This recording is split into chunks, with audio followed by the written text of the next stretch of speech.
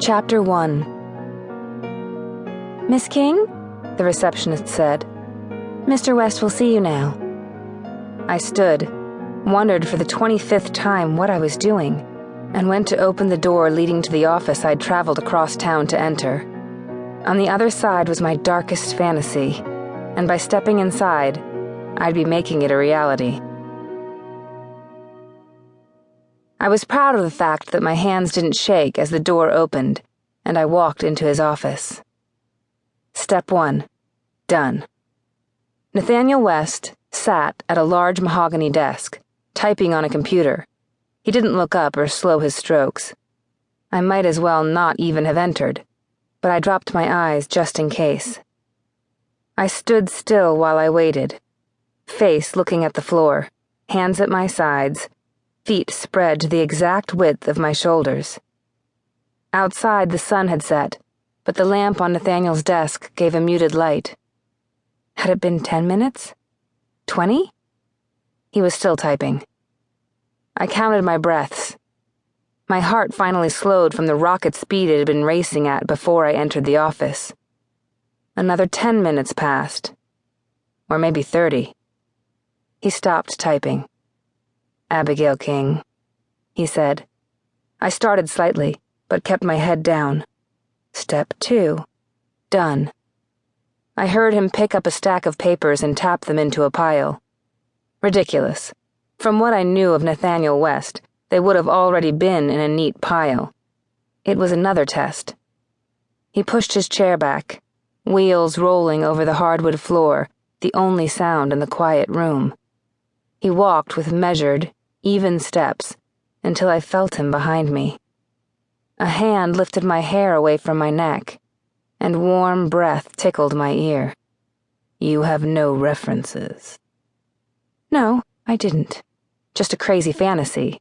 Should I tell him? No. I should remain silent. My heart beat faster. "I would have you know," he continued, "that I'm not interested in training a submissive. My submissives have always been fully trained." Crazy. I was crazy to be here, but it was what I wanted, to be under a man's control. No, not any man. This man's control. "Are you sure this is what you want, Abigail?" He wrapped my hair around his fist and gave a gentle tug. "You need to be sure." My throat was dry, and I was fairly certain he heard my heart beating, but I stood where I was. He chuckled and returned to his desk. "Look at me, Abigail." I'd seen his picture before. Everyone knew Nathaniel West, owner and CEO of West Industries. The pictures didn't do the man justice. His skin was lightly tanned and set off the deep green of his eyes. His thick, dark hair begged you to run your fingers through it, to grab on it, and pull his lips to your own. His fingers tapped rhythmically on his desk. Long, strong fingers. I felt my knees go weak just thinking about what those fingers could do. Across from me, Nathaniel gave the faintest of smiles, and I made myself remember where I was, and why. He spoke again. "I'm not interested in why you decided to submit your application. If I select you and you are agreeable to my terms, your past won't matter." He picked up the papers I recognized as my application and ruffled through them.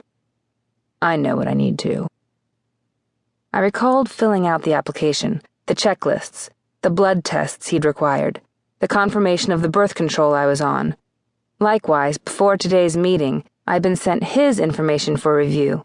I knew his blood type, his test results, his hard limits, and the things he enjoyed doing with, and to, play partners. We stood in silence for several long minutes. "You have no training," he said, "but you're very good." Silence again as he stood and walked to the large window behind his desk. It was completely dark, and I saw his reflection in the glass. Our eyes met, and I looked down. "I rather like you, Abigail King, although I don't recall telling you to look away." I hoped I hadn't messed up beyond redemption and looked back up. Yes.